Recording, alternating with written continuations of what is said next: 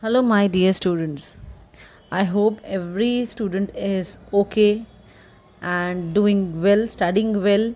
Those who are coming to This is school, Seema they Prabhakar. are enjoying and studying. We'll begin with Those a new who lesson. are at This is home, Seema I Prabhakar. hope you are completing the notes We'll properly begin with a and new lesson. studying well. So, students, today I'm going to start a new chapter of civics section, that is role of gender in social and economic aspects. We all know that biologically all human beings fall into categories male and female. कहीं पे भी कोई भी बच्चा होता है तो सब पूछते हैं ना कि क्या हुआ, लड़का हुआ कि लड़की हुआ. सबसे पहला क्वेश्चन यही क्योंकि आता है. The term gender refers to social, cultural attributes, role and responsibilities associated with male and female. Gender is culturally determined and a social concept that changes over a period of time from one culture to another. So, let us take a look of the meaning of gender. What is gender actually? Gender is a term that you may often have heard. It is a term, however, that is not easily understood. It tends to remain distant from our lives and restricted to discussion. In fact, it is something that all of us experience in our life on a daily basis. It determines, for example, who we are, what we will become, where we can go, and where not. The life choices available to us and those we make. Our understanding of gender is often based on the family and society that we live in. This leads to think that the role we see men and women around us play are fixed and natural. In fact, those roles differs across the communities around the world. By gender, then we mean that the many social values and stereotypes our culture attached to the biological distinction between male and female. It is a term that help us to understand many of the inequalities and power relations between men and women in society. So, gender refers to socially constructed roles, behaviors, activities, and attributes that a given society considers appropriate for a male or a female. Gender is different from closely related biological divisions of human beings as male and female. For example, if suppose a boy in a classroom he falls down anywhere and he starts crying, all the students will start laughing, especially the boys group will start laughing and abusing that particular boy कि क्या रे लड़की है क्या रोता है. So this behavior of crying is only associated with girls. It is believed that सिर्फ लड़कियां ही रोती है, लड़के तो रो ही नहीं सकते. And if a girl starts fighting or behave like a boy, ए तू लड़का तो नहीं है, नाटक क्या कर रही है, this kind of statement comes from the students. Understood? So the behavior is set that by our society that the boys have certain qualities, they perform certain actions, they have certain behaviors, and same for the girls also. Understood? The gender inequality can be traced back to the prehistoric time during the ancient times.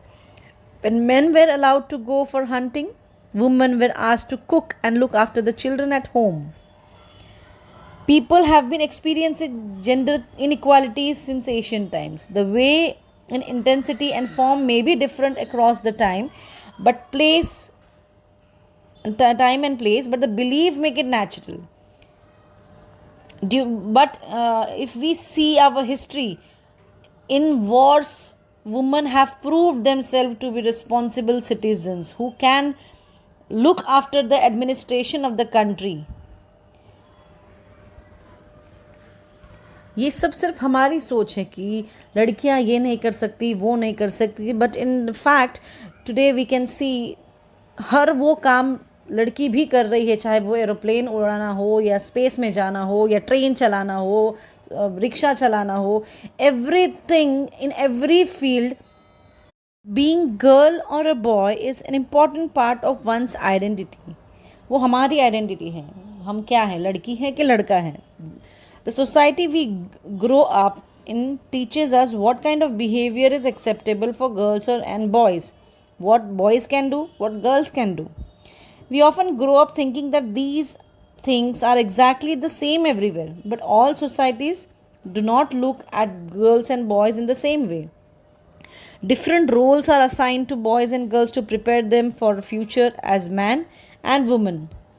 The roles women play and the work they do are usually valued less than role men play and the work they do. And this is the fact. This is the harsh fact, I can say. If I talk about a man going out, running the family for income, his task is prestigious. He is valued when he comes back to home. A woman, if a housewife, I'm not talking about doctor, engineer, teacher, anything, they are working. Still, if they are also working, they have to do each and every task at home as well. Now I'm talking about a housewife. अगर आपकी mummy भी एक housewife है, she is not going to work outside, but उनका अगर काम का आप एक डायरी और एक पेन लेके सुबह, the moment she wakes up in the morning and till the time she is on bed, just for one day, you take a pen and a paper and try to jot down each and everything, each and every task she is doing. I bet आप थक जाओगे लिखते लिखते, because she is the one who takes care of each and every member of the family. If she is working, the task is doubled, the responsibility is doubled. उनको बाहर का भी करना है, घर का भी करना है, and she has the responsibility. वो रिस्पॉन्सिबिलिटी सिर्फ एक वुमेन के ऊपर ही थोपा गया है कि नहीं, हर चीज़ का काम, खाना टाइम पे होना ही चाहिए, सबका ख्याल रखना ही चाहिए. So this is one of the stereotype, this is one of the gender inequality prevailing in our society. Across the world, the main responsibility for housework and care, looking after a family, especially the children, adult and sick members, lies with the woman. Yet we have seen the work that women do within the home is not recognized as work. It is assumed that it is something that comes naturally to women. अरे naturally कहाँ से आता है, वो सिखाया ही जाता है बचपन से कि तुझे तो ये सीखना पड़ेगा, ससुराल जाएगी तो कैसे करेगी. Understood. Now many homes, particularly in towns and cities, employ domestic workers. They do a lot of work: sweeping and cleaning, washing clothes and dishes, cooking, looking after young children and adults. Most domestic workers are women. Sometimes even young girls and boys are employed to do this. Wages are very low as domestic work does not have much value. Gender inequalities in India exist in many forms. For example, literacy, sex ratio, social economic status and opportunities. For example, a family with 3 to 4 kids, 3 of them girls and 1 boy, they will try for the girls little bit lower, but they will try for the boy for more good opportunities, for more good degrees. So we can see inequality in India. This inequality to the social evils like female feticides and infanticide, dowry system. कितना भी हम पढ़ लिख लेते हैं, फिर भी after passing act long back in our country, still we can see dowry system. What is dowry? दहेज. दहेज का लेन देन आज भी, भले लड़की डॉक्टर हो, लड़की इंजीनियर हो, खुद का घर चलाने में सक्षम हो, फिर भी सामने वाला दहेज मांगता ही है. वाई? जितना उस लड़के को पढ़ाने में पैसे लगे हैं, उतना ही लड़कियों को पढ़ाने में भी पैसे लगते हैं. The mother has served same to the girl and the boy. Everyone is brought up equally in our society. कपड़े दोनों पहनते, खाना दोनों खाते हैं, पढ़ाई दोनों करते हैं, बट स्टिल लड़कियों को दहेज आज भी देना पड़ता है. सो कितनी भी लिटरेट हो जाए हमारा समाज आज भी, but still we can see many social evils ongoing. Gender inequality is seen in the family, school, community, workplace. In other words, all the spheres of the life. The root of the gender inequality can be seen in the very basic unit of the society, that is family. मैं ये नहीं कहती, I am not pointing out any one, but still I am talking in general. The daughters and the sons are treated differently by the members of the family. Suppose, for example, we are having our dinner. अगर कुछ लाना ही हो तो the parents will not command to the boy sitting and eating. वो लड़कियों को ही बोलेंगे, जा ज़रा नमक लेके आ, जा ज़रा ये पोछा लगा दे. लड़कों को नहीं बोलते. Why? Because the girl is expected to get involved in daily household chores and learn kitchen related works, whereas boys are given better opportunities to grow and prosper in various fields in the outside worlds. Girls are confined to the four walls of the house and boys are expected to fulfill the dreams of the parents. Such gender bias creates an environment of suffocation for girls and hampers their progress. Education system, especially in the developing country like India, plays a significant role in recognizing the position of women and girls. According to the survey, if we can see that the girls from uneducated family and backward areas are less likely to attend school and colleges. Usually the girls are not sent to school if it is not near their home because of various reasons like insecurity, social inhibitions. Many families in rural areas with low income cannot afford to impart education to their children, and because of this reason they prefer to send their son to school for basic education and make their daughters learn the household chores. Many girls also leave school because they are discriminated against by the teachers and classmates. The percentage of dropouts among girls is greater than dropout among the boys. Now, the role of government has been praiseworthy in improving the sex ratio. In 2001, India's sex ratio was 933, which went up by 943 in 2011. In early days, women were considered to be weaker and less intelligent. It was believed that women were influenced by their emotions rather than being rational and reasonable. They were even considered incapable of participating in other activity apart from the household work. Participation in any other activity for the welfare of the society was not allowed to the women of early period, as they were against the stereotypes of the society, which were led by the men or the head of the family. On the other hand, men enjoyed all the powers, all the privilege, and contributed to each and every sphere of their life. A majority of women were basically kept limited to their homes and were hence deprived of the powers and privilege which men could enjoy. In most of the countries, the socio-economic relations between men and women are controlled by men itself. Men have exercised domination in two forms, that is social authority and economic force. The root cause is patriarchal system. Under patriarchy, men are superior to women and have full control over economic resource of the family. Only the work that is paid for is productive work, whereas the unpaid household work is not considered productive. In factories, agricultural occupations also, women are paid less than men for the same work, and I don't know what is the reason. अगर एक आदमी उतना काम कर सकता है और उसको अगर 50 रुपये मिल रहा है, तो एक औरत भी वही सेम काम कर रही है लेकिन उसको 30 रुपये या 40 रुपये मिल रहा है. Why that is not understood by anyone, because the value of women's work both inside and outside home is treated as a part of gender controlled by men. The most universally accepted United Nations system of national account confirms that the gross domestic product in part makes up and divide human activity into the market activity. The two are distinguished not by the nature of the activity or its social benefits, but rather for their commercial value. The measurement of women's unpaid work represents for women a new strategy about their experience of motherhood and mother work in today's society. It questions what is currently understood by work and productive in that model. It is based on the feminist analysis and built on the work of women's movement.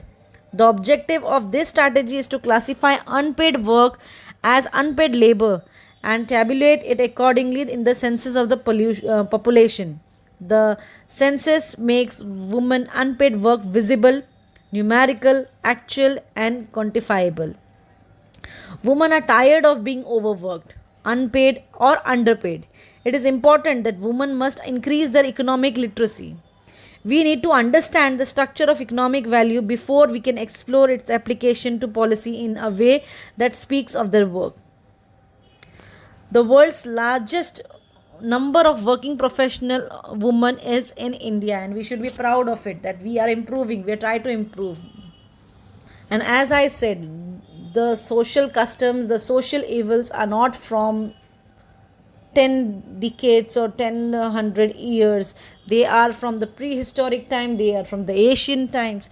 But many social reformers like Raja Ram Mohan Roy, Ishwar Chandra Vidyasagar, Dayanand Saraswati, Keshav Chandra Sen, and Sister Nivedita took up the cause of the woman. Many social religious movements like Brahmo Samaj, Ramakrishna Mission, and Theosophical Society made attempts to improve the conditions of women and to raise their status in the society.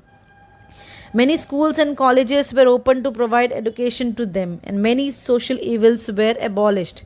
The efforts made by the social reformers awakened the women and they played an active role against the gender bias. In 20th century, women played an active role in national movement. They participated equally with men in the protest meetings, boycott of foreign goods, and satyagraha. They too suffered lathi blows and boldly faced bullets. They were also imprisoned during the freedom struggle. The most prominent women leaders are Annie Besant, Sarojini Naidu, Vijayalakshmi Pandit, Kamala Devi Chattopadhyay, Suchita Kriplani, Rajkumari Amrit Kaur, etc. All India Women Conference was in 1927 was established by Margaret Cousins. It worked for the upliftment of women folk. Under the leadership of Mahatma Gandhi, Congress took measures to uplift the condition of women and made this policy an important part of the national program. Campaign to fight violence, discriminations, and sexual harassment against the women are an integral part of women's movement. One of the most important functions of women movement is to create public awareness and women's rights issue. Several organizations have come forward to spread the message through street plays, songs, public meetings, to make the people aware of different kinds of injustice done to women and their rights. Now, talking about the role of women in reforming the position, there are several women who have worked for the upliftment of women in the society. We are going to talk about two such women and their contributions. The first one is contribution of Pandita Ramabai. Was the real architect of female education in India and a great social reformer. She championed the cause of women's education. She was given the title Pandita. This was because she could read and write Sanskrit. She never went to school. She learned to read and write from her parents. She wrote strongly about the pathetic plight of widowhood, child marriage, and polygamy in her book, The High Caste Hindu Woman. She wanted to draw attention of the society towards the condition of the woman. History reveals that she lived up to her promise for reviving the status of women in society.